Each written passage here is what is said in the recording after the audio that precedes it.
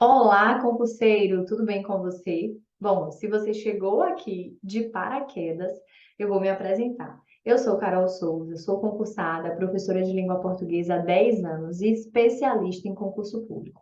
E esta aula é uma aula muito especial. É uma aula de revisão, de correção de questões para a prova da Polícia Civil da Bahia, que vai acontecer amanhã, no domingo, dia 24 de julho de 2022. Então, eu preparei esta aula com todo carinho, com todo cuidado, para ajudar vocês a fazer uma revisão aí a partir das questões da Banca IBFC para o concurso de vocês, tá bom? Bom, o material de apoio está na descrição deste vídeo e eu desejo todo o sucesso do mundo para vocês nesta prova. Mas agora vamos começar. Vou compartilhar minha tela com vocês, vou compartilhar meu quadro, vamos fazer aqui muitas anotações na resolução de questões e eu vou aproveitando para pincelar alguns tópicos de conteúdo com vocês também. No finalzinho eu volto para a gente se despedir, para a gente se abraçar aqui virtualmente, para eu desejar mais uma vez para vocês uma boa prova, tá? Bom, pessoal, vamos lá. Para a nossa aula de revisão, eu escolhi uma prova da banca IBFC que foi aplicada para nível superior em 2022, tá? Gente, presta muita atenção num ponto aqui. Quando vocês se depararem com um texto, como é que vocês vão fazer a leitura desse texto? Eu sempre falo para os meus alunos que vocês devem fazer duas leituras, tá? A primeira leitura é uma leitura que eu chamo de superficial, é uma leitura preocupada com a decodificação, certo? É a junção das palavras, a junção das letras que formam sílabas, das sílabas que formam palavras, das palavras que formam frases, e assim sucessivamente. O objetivo aqui é decodificar o texto, fazer essa primeira leitura mesmo. E eu falo também sobre a leitura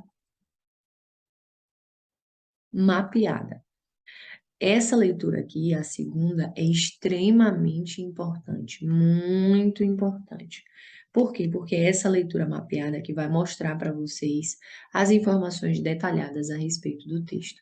Nessa leitura mapeada aqui, você se apropria das informações que estão no texto. E essa leitura vai te ajudar lá na hora da resolução de questões, porque você já vai saber onde é que estão as respostas lá dentro do texto. Quando você faz a leitura do texto, essa mapeada, que é uma leitura bem profunda, digamos assim, você consegue fazer o link quando você chega lá na hora das questões. Agora, claro que isso é treino, tá? Então, talvez vocês não conheçam essa forma de ler o texto, não conheçam essa forma de trabalhar a leitura e interpretação textual, mas com treino isso vai ficando mais natural. Às vezes você faz essa leitura superficial, faz a leitura mapeada e ainda assim não consegue extrair as informações do texto. Por quê? Porque te falta prática. Isso é normal. Mas você vai ver que com o tempo você vai fazer essas duas leituras do texto e elas serão suficientes para que você responda as questões, certo? Beleza, então vamos lá. Eu vou aproximar aqui para a gente fazer a leitura e ficar mais perto para vocês, né? Ficar melhor. Pegue o seu material aí para acompanhar, tá? Nós temos aí, texto 1. Durante toda a minha vida, lidei mal com as demonstrações públicas de sofrimento. Gente, preste atenção. Um ponto importante aqui. Eu falei sobre as duas leituras, né? A leitura superficial e a leitura mapeada. Mas aqui, para a gente ganhar tempo, a gente já vai começar pela leitura mapeada. Certamente você já fez a leitura do seu texto, já respondeu as questões, então não tem problema algum. Agora, quando você for fazer a leitura sozinho, aí ou sozinha, né? Você vai primeiro fazer essa leitura superficial, que é uma leitura do início até o finalzinho, sem parar para pensar, para refletir a respeito do texto, e depois você vai fazer a leitura mapeada, que é essa leitura que exige essa reflexão, tá? Essa análise das informações do texto. Então, aqui a gente sabe que tem uma pessoa aqui que está falando nesse texto, digamos assim, né? Temos uma pessoa que está narrando. E essa pessoa, como é que eu sei que tem essa pessoa que está narrando? Porque ela diz assim, ó, lidei mal com as demonstrações públicas de sofrimento. Quem é que lidei mal? Eu, né? O verbo está conjugado aí na primeira pessoa. Então, é um texto que está sendo narrado na primeira pessoa do singular. Beleza, durante toda a minha vida, ou seja, na minha vida inteira, eu lidei mal com as demonstrações públicas de sofrimento. O que é que ele está dizendo? Que ele não lida de uma forma tranquila com essas demonstrações de sofrimento públicas, né, que acontecem em público. Imagina-se aí que é uma pessoa mais reservada. Sempre que tive que enfrentá-las, experimentei a inquietante sensação de que meu cérebro bloqueava a sensibilidade, inclusive em relação a mim mesmo. Aqui, qual é a informação que a gente tem? Que quando essa pessoa tinha que passar por essas demonstrações públicas de sofrimento, essa pessoa ficava insensível. Olha só, meu cérebro bloqueava a sensibilidade. Inclusive em relação a mim mesmo, então ele não lidava bem com as demonstrações públicas de sofrimento de outras pessoas e com as demonstrações públicas de sofrimento dele, né? Então a gente tem essas duas análises aí em relação às demonstrações de sofrimento que aconteciam em público. Lembro-me, olha só, primeira pessoa novamente, né? Lembro-me de que quando minha mãe morreu no hospital, meu pai se jogou sobre seu corpo sem vida e começou a gritar. O interessante aqui nessa parte, gente, é que quando a gente faz a leitura, a gente consegue visualizar, né? A gente consegue visualizar a cena perfeitamente. Você fecha os olhos e visualiza um homem se jogando sobre um corpo sem vida de uma mulher e gritando. Então é perfeitamente possível você visualizar essa situação. E quando a gente visualiza, isso ajuda você a internalizar as informações do texto. Por isso é importante que a gente faça isso durante a leitura do texto, quando for possível, né? Sabia que ele a amara durante toda a sua vida, de forma muito sincera. Quem é que sabia? Eu, né, gente? O texto está na primeira pessoa. Então, eu sabia que ele amou a minha mãe durante toda a vida dele de uma forma muito sincera. E eu mesmo estava tão aturdido pela dor que mal conseguia articular uma palavra. Então, esse filho estava sofrendo tanto, estava sendo tão machucado por essa dor da perda da mãe, que mal conseguia falar, mal conseguia articular uma palavra. Mas, mesmo assim, não pude evitar de sentir que toda a cena era extraordinariamente falsa, e aquilo me perturbou quase mais do que a morte em si.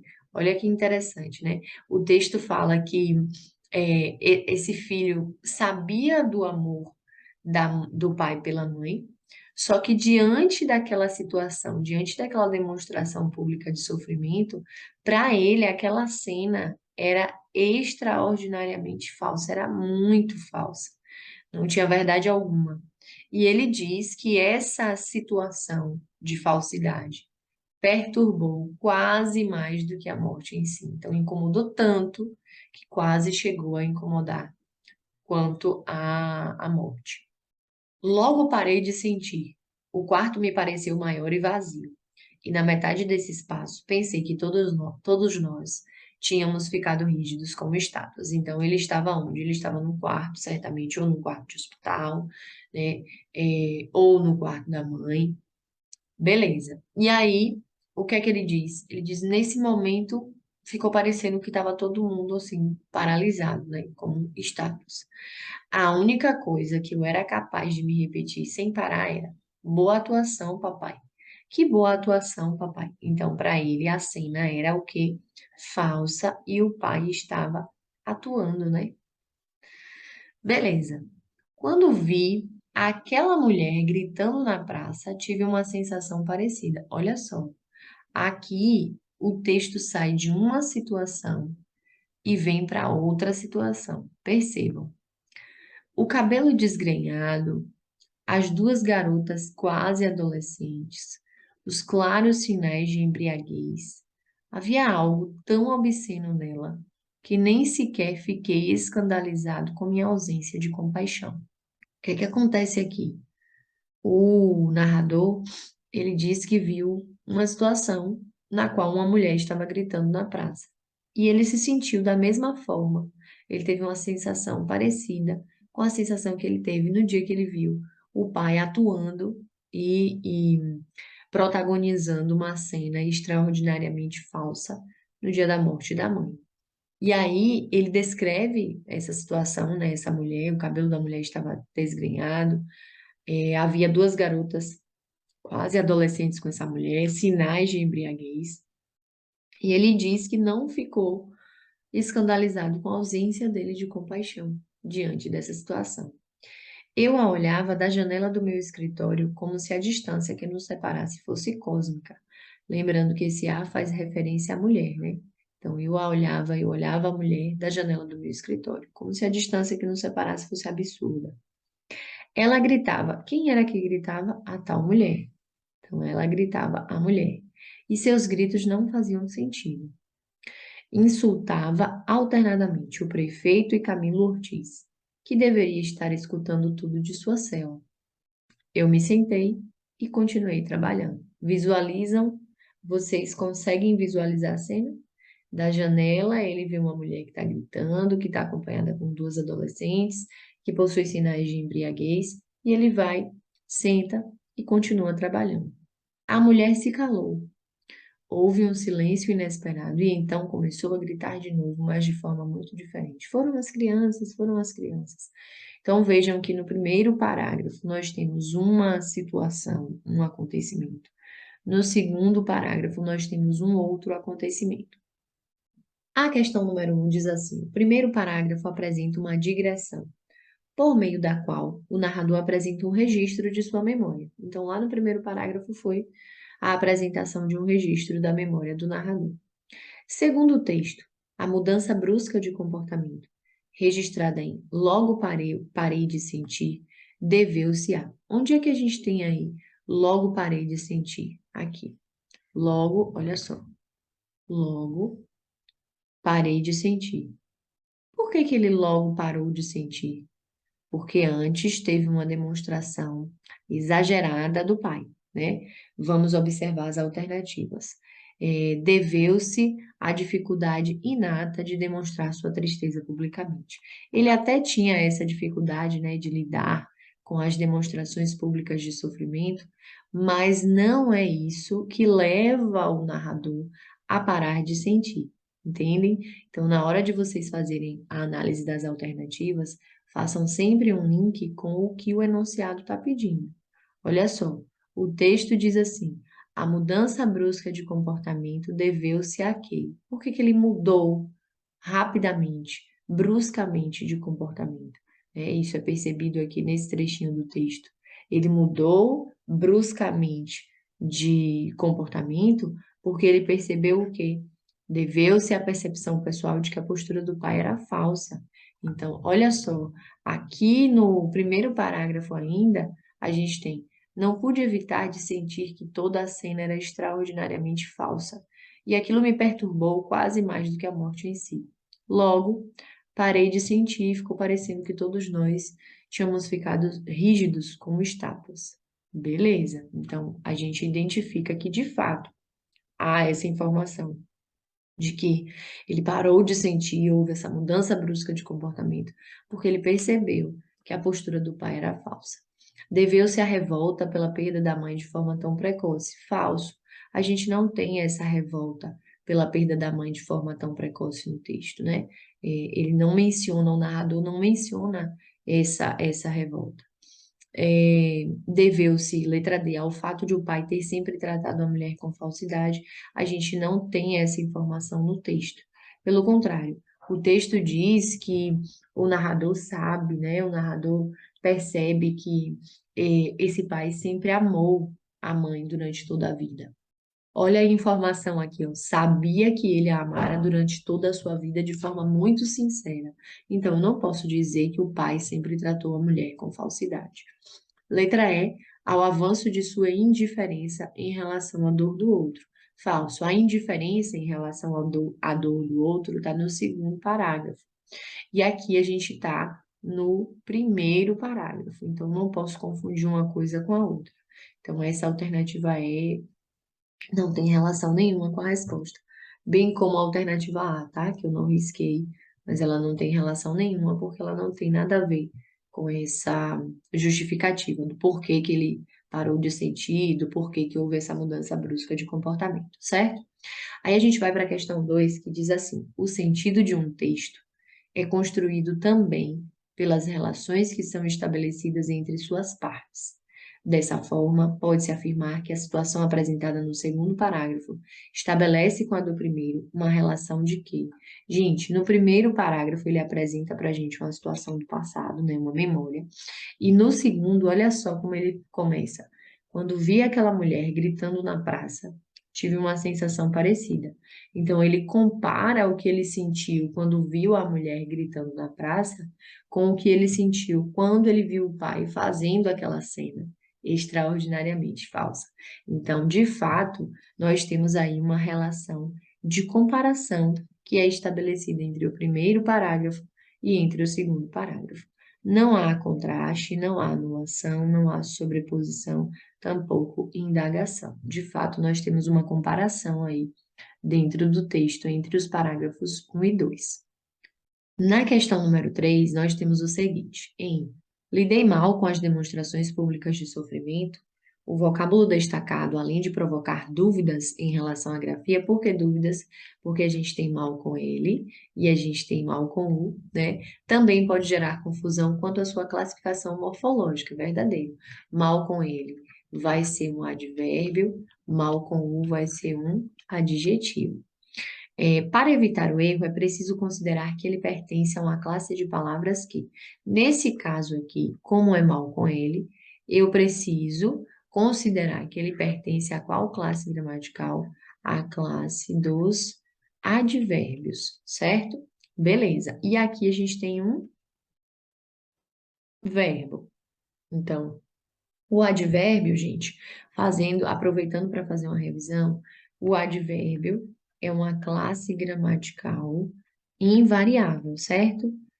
Classe gramatical invariável. E se relaciona com outro advérbio, se relaciona com um adjetivo ou se relaciona com um verbo, certo? Beleza. Lidei é verbo, mal é advérbio, e aí vamos pensar. Pertence a uma classe de palavras que se refere a um substantivo expressando característica? Falso. Quem pertence a essa classe gramatical é o adjetivo.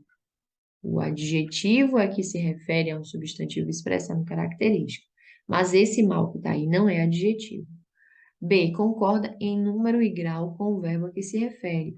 Alternativa falsa. Ele nem nada de concorda em número e grau com o verbo a que se refere. A gente nem tem essa flexão de grau para verbo, tá? E o advérbio é uma classe gramatical invariável. Então, não concorda com palavra nenhuma aí. Alternativa falsa. Substitui um termo já empregado anteriormente. Quem é que substitui um termo já empregado anteriormente? Um pronome, né? Mas aqui a gente não tem um pronome, a gente tem um advérbio. Letra D. Acompanha o verbo, olha, até aqui tudo ok. Indicando uma circunstância, exatamente, uma circunstância de modo. Ele diz como é que ele lidou. Ele lidou como? Ele lidou de que maneira? Lidou de que modo? Lidou mal com as demonstrações públicas de sofrimento. Então, a alternativa D é a resposta da questão.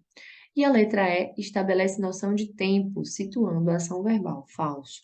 Nós não temos uma noção de tempo e não temos essa apresentação aí da ação verbal dentro desse contexto de tempo. Então, a alternativa está falsa, tá? Vamos lá. Considere o período abaixo para responder as questões 4 e 5 seguintes. Um trechinho retirado do texto lá do primeiro parágrafo. Lembro-me de que, quando minha mãe morreu no hospital, meu pai se jogou sobre o seu corpo sem vida e começou a gritar. 4. Ao observar a regência e as relações sintáticas da construção verbal lembro-me, é correto afirmar que se caracteriza como uma construção passiva. Falso. Não temos voz passiva aí, tá? Até porque esse verbo é um verbo transitivo indireto. Ele pede um complemento preposicionado. Quem se lembra de alguma coisa, certo? Então, não temos aí construção passiva. Para a gente ter uma construção passiva, a gente precisa de um verbo transitivo direto ou bitransitivo. classifica-se como transitiva direta e pronominal. Falso. É pronominal, sim, porque a gente tem esse pronome aí acoplado ao verbo, mas não é transitiva direta, é transitiva indireta, certo? Letra C. A omissão da preposição de seria inaceitável. Gente, aqui o que é que vocês precisam entender? Nós temos duas formas de utilizar o verbo lembrar. Temos lembrar sozinho e temos lembrar-se, que pede a preposição, certo? Então, no primeiro caso, eu lembrei a data do seu aniversário. No segundo, eu me lembrei da data do seu aniversário. Quando ele é pronominal, ele pede a preposição, certo? Aí, a alternativa diz assim: a omissão da preposição de seria inaceitável, considerando que nós temos a forma lembrar, que é não pronominal. Essa omissão não pode ser inaceitável, porque eu tenho as duas situações. Eu tenho o lembrar-se de e eu tenho o lembrar, certo? Beleza. Eu discordo um pouco dessa questão, porque aqui fica a entender, dá a entender, melhor dizendo, que nessa estrutura pronominal, a preposição, a omissão da preposição seria inaceitável. E, de fato, quando a gente tem a construção verbal pronominal, tem que ter a preposição. Só que aqui eu entendi que a banca considerou essa outra opção de uso do verbo lembrar para poder considerar essa alternativa como falsa, certo? A alternativa D apresenta um complemento indireto oracional. Olha só. Lembro-me de que meu pai se jogou sobre o seu corpo sem vida. Temos um complemento indireto, sim, um objeto indireto, e essa função sintática é exercida por uma oração. Então, a alternativa D, alternativa corretíssima. E a letra E é impessoal e possui dois complementos distintos. Falso. Nós não temos aí um verbo impessoal, não. Olha só, eu, né? Lembro-me. Quem é que lembro-me? Eu. Lembro-me de que, quando minha mãe morreu no hospital, meu pai se jogou sobre o seu corpo sem vida e começou a gritar. Então, a gente invalida a alternativa E, porque diz que o verbo, que essa construção verbal é impessoal, certo? Outro ponto importante aqui a respeito dessa alternativa é que diz que ele possui dois complementos distintos. Essa informação é falsa. Por quê? Porque esse pronome aqui, que acompanha o verbo pronominal, não tem função sintática. Então, ele não exerce a função de complemento para esse verbo. A gente tem apenas o complemento objeto indireto, que é exercido, que é uma função sintática exercida por uma oração, tá?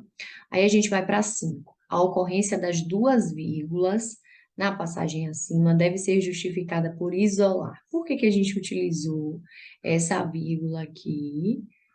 Peraí. Por que que a gente utilizou essa vírgula aí? E por que que a gente utilizou essa vírgula de cá, né?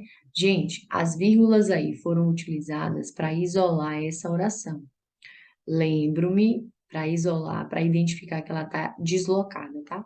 Lembro-me de que quando minha mãe morreu no hospital, meu pai se jogou sobre seu corpo sem vida e começou a gritar. Essa oração aí está intercalada à oração principal. A gente poderia colocar assim: quando minha mãe morreu no hospital, vírgula, lembro-me de que meu pai se jogou sobre seu corpo sem vida e começou a gritar.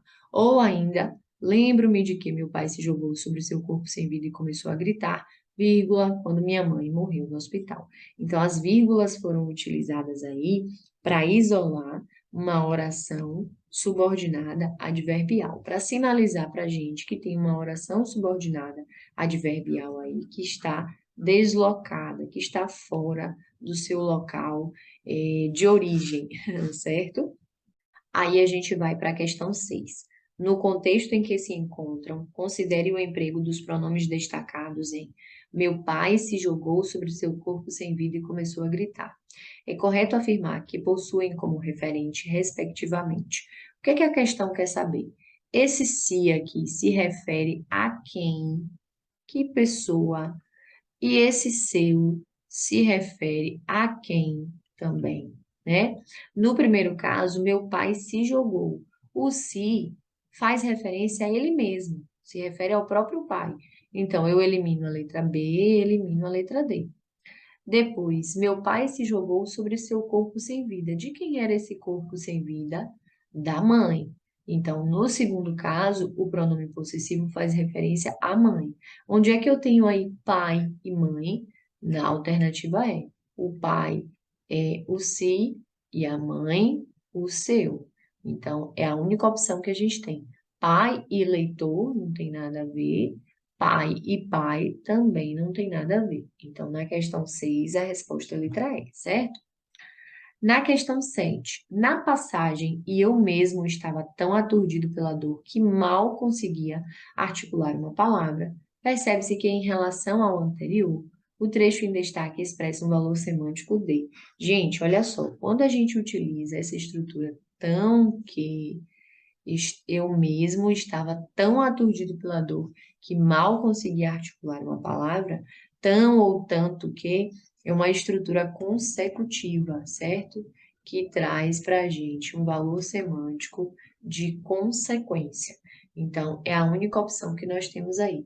Não é concessão, não é finalidade, não é causa, tampouco proporcionalidade, certo?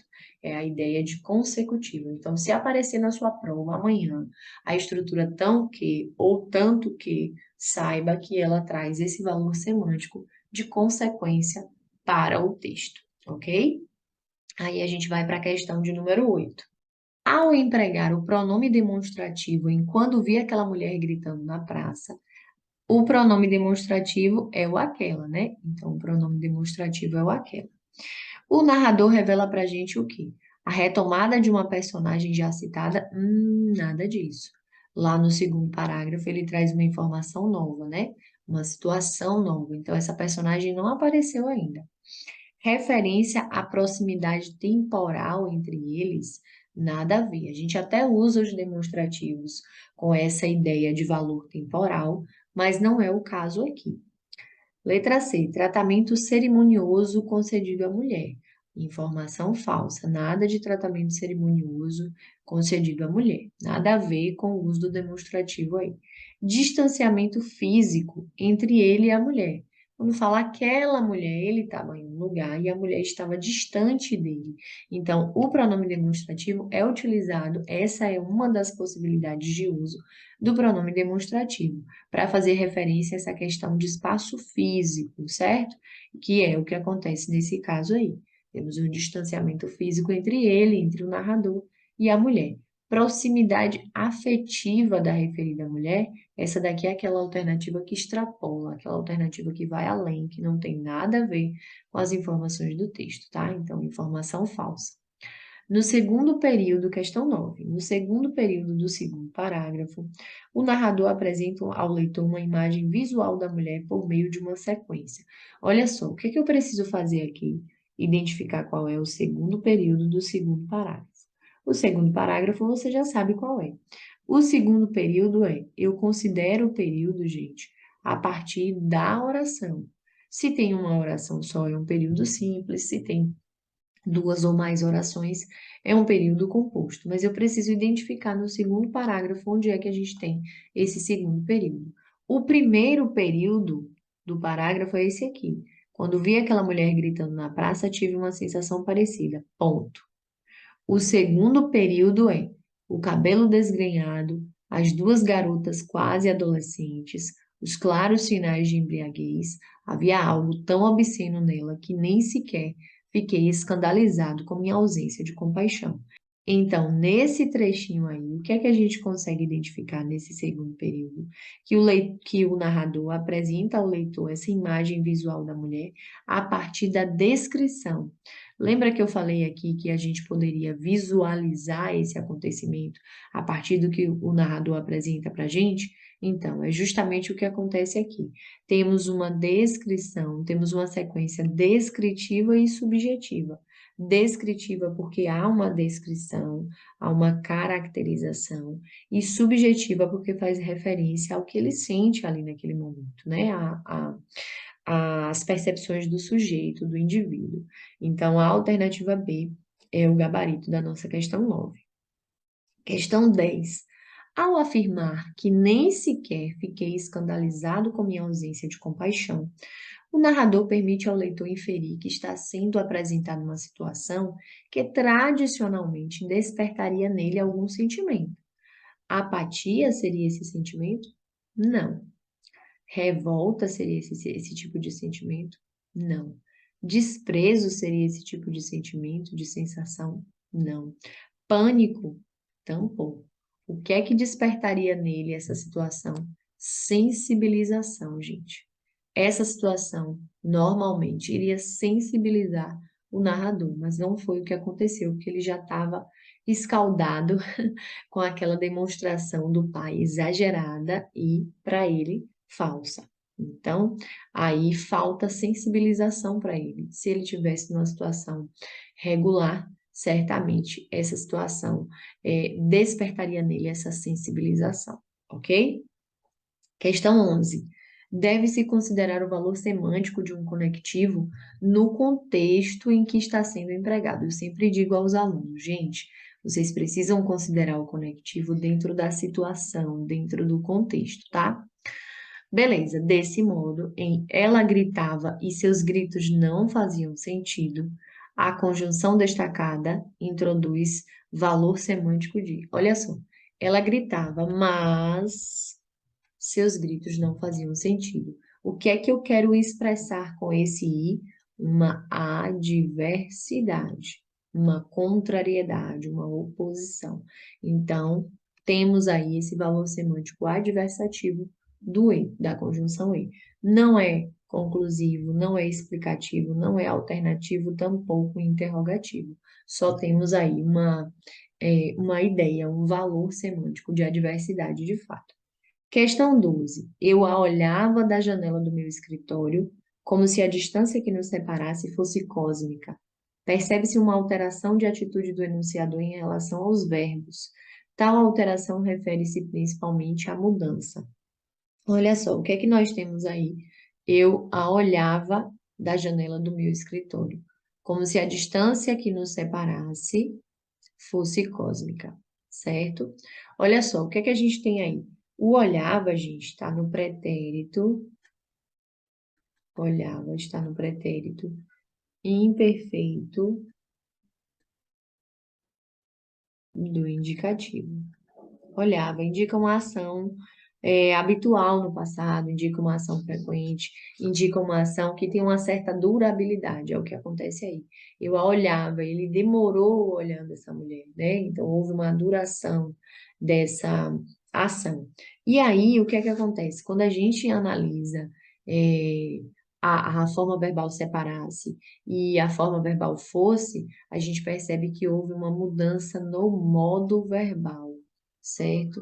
Nós tínhamos aí o modo indicativo, mas o separasse e o fosse estão no modo subjuntivo. Então, de fato, percebe-se uma alteração de atitude do enunciador, no caso, na análise desses verbos decorrente de quê? Da mudança do modo verbal. Lembrando que o modo indicativo é aquele modo que expressa certeza, né?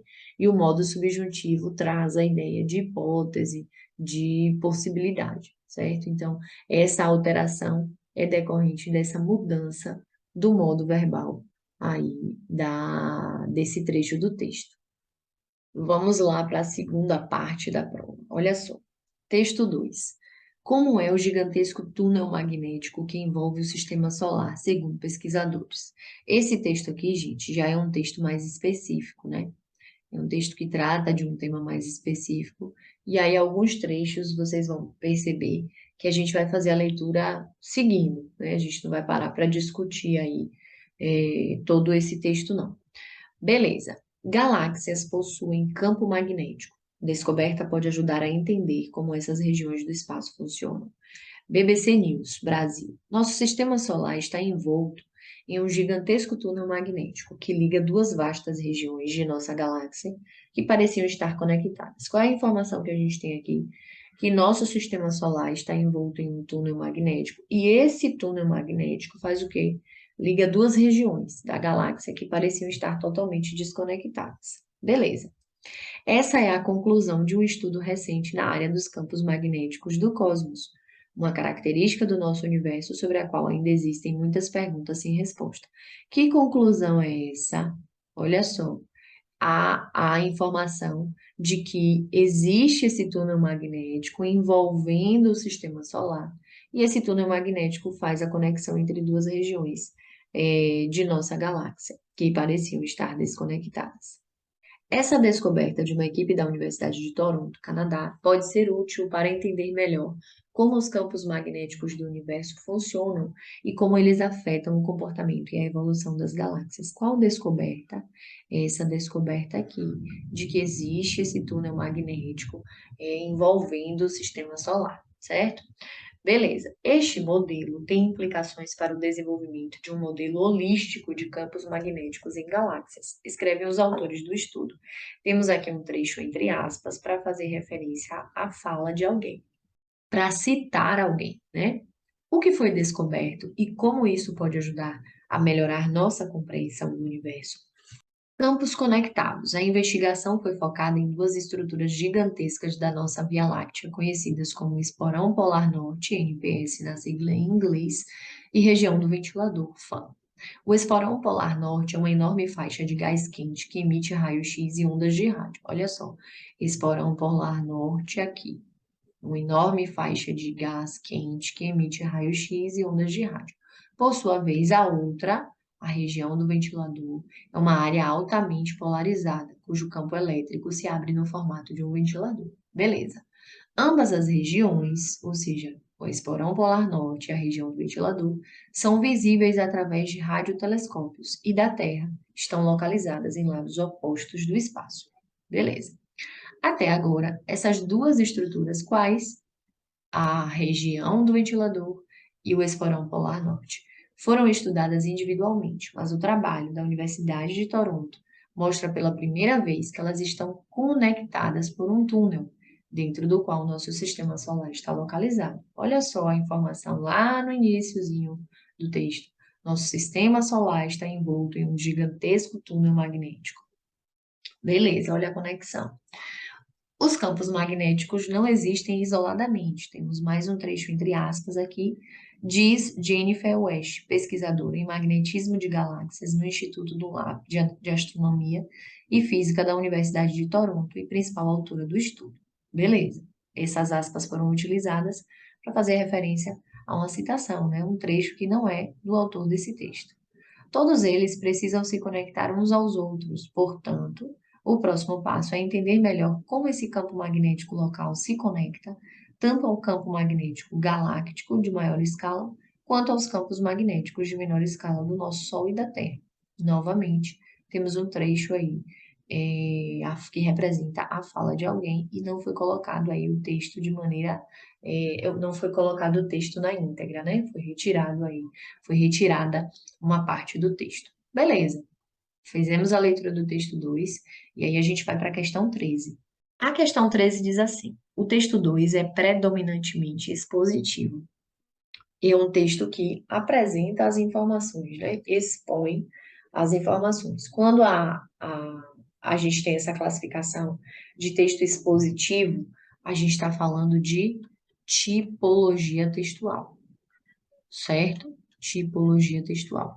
E aqui um ponto importante que já foi cobrado em provas anteriores da IBFC é o que é tipologia textual, ou melhor, quais são os tipos textuais, tipologia textual ou tipos textuais e gêneros textuais, que são coisas diferentes, tá? Então fiquem atentos, porque pode cair isso aí na prova de vocês. Gêneros textuais. Quando a gente fala de tipos textuais, de tipologia textual, a gente está falando sobre um rol taxativo, certo? Como assim, professora? Eu tenho a narração, tenho a descrição, tenho a dissertação expositiva e a dissertação argumentativa, e tenho a injunção. Então, a narração é um texto que narra, é um texto que conta, é um texto que relata. A descrição é um texto que descreve, é um texto que caracteriza, pormenoriza. A dissertação é um texto que apresenta um tema apenas expondo as informações ou apresenta um tema argumentando com a intenção de convencer o leitor a pensar da mesma forma que o narrador. E a injunção é aquele texto instrucional, é aquele texto que visa orientar, é aquele texto que visa instruir, dar orientações, certo? Beleza, aqui eu estou falando sobre o tipo textual, como é que esse texto é organizado, digamos assim. Quando eu falo de gêneros textuais, eu estou falando de um rol exemplificativo e que está em constante evolução. Por quê? Porque os gêneros textuais vão surgindo à medida que a nossa sociedade vai evoluindo. Então, antes a gente tinha a carta. Hoje, praticamente ninguém usa carta. A gente usa o quê? E-mail.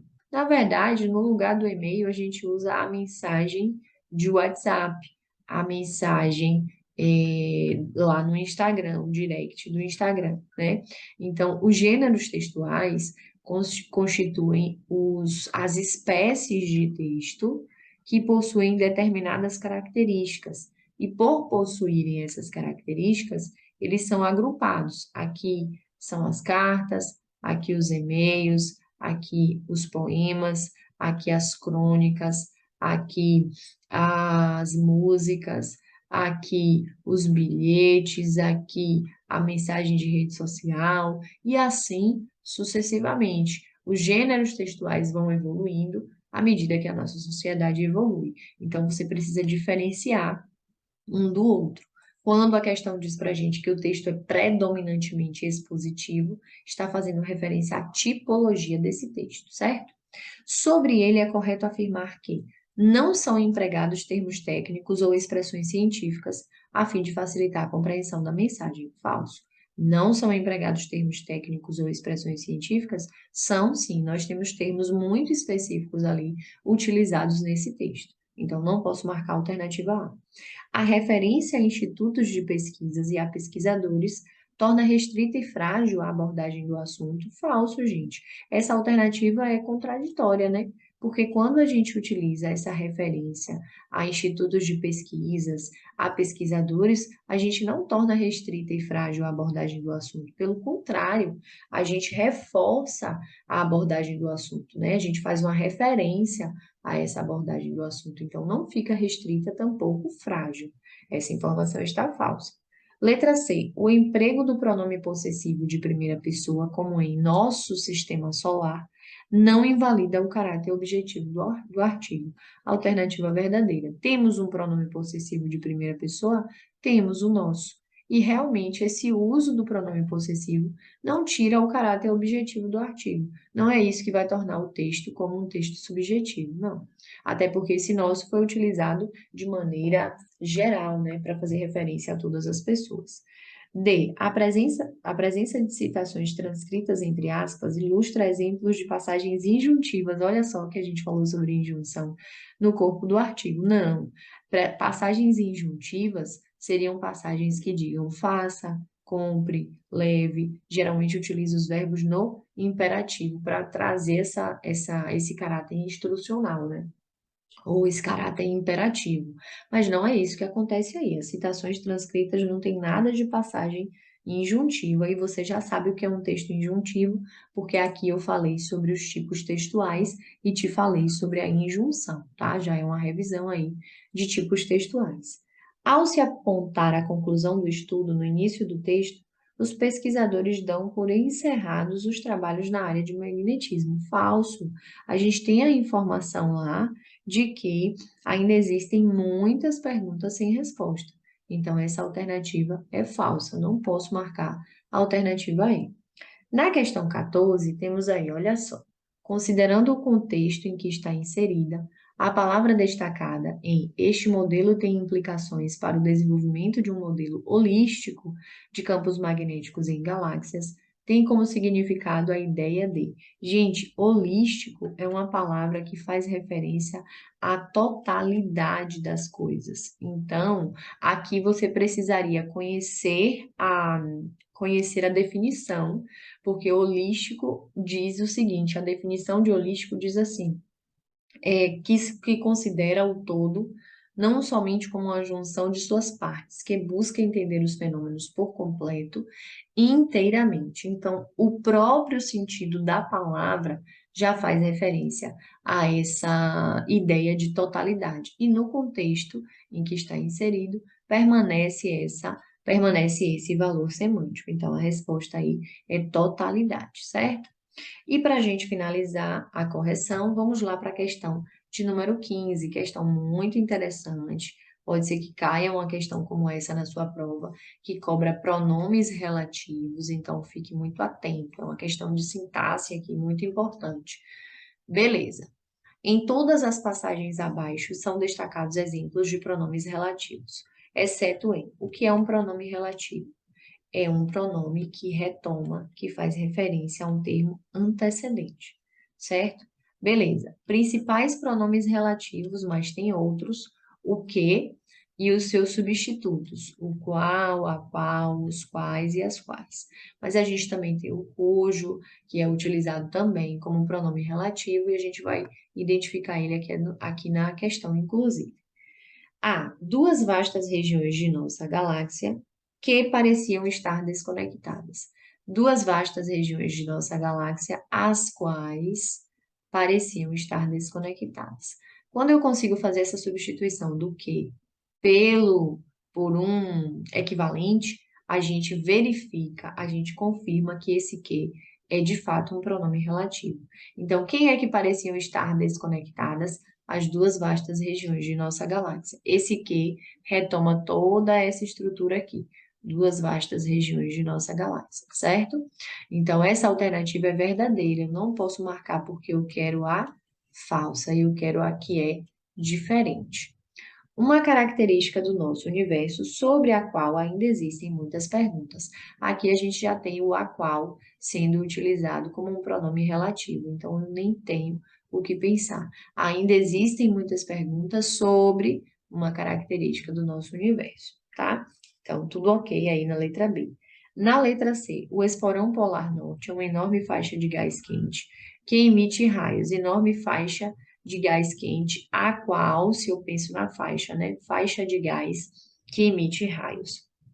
O que está retomando enorme faixa, e aí nós temos de fato um pronome relativo que retoma um termo antecedente, não posso marcar a alternativa C.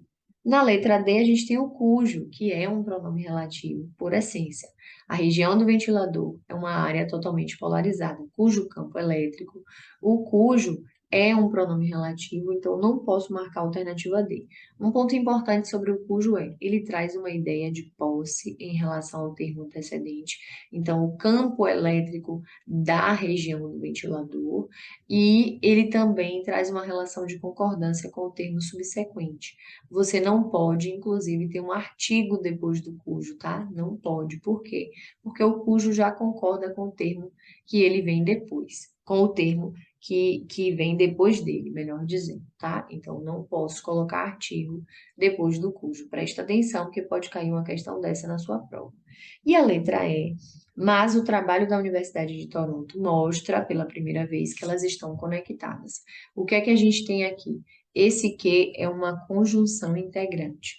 Quando eu posso substituir esse que por isso, eu verifico que ela é uma conjunção integrante. Então, nesse caso, nós não temos um pronome relativo. Olha só, o trabalho da Universidade de Toronto mostra algo, né? Mostra isso. O quê? Mostra que elas estão conectadas. Então, esse que de fato é uma conjunção integrante, não pode ser considerado um pronome relativo. Inclusive, essa é uma diferenciação que sempre aparece nas provas. O que pronome relativo e o que conjunção integrante. É assim que você vai fazer para diferenciar. Quando for conjunção integrante, você pode substituir por isso. Quando for pronome relativo, você vai buscar o termo ao qual ele faz referência. Você vai buscar o termo que é retomado, vai buscar o termo antecedente. E você ainda pode, no caso do que, fazer a substituição por o qual, a qual, os quais e as quais, para poder verificar essa classificação. Beleza, gente?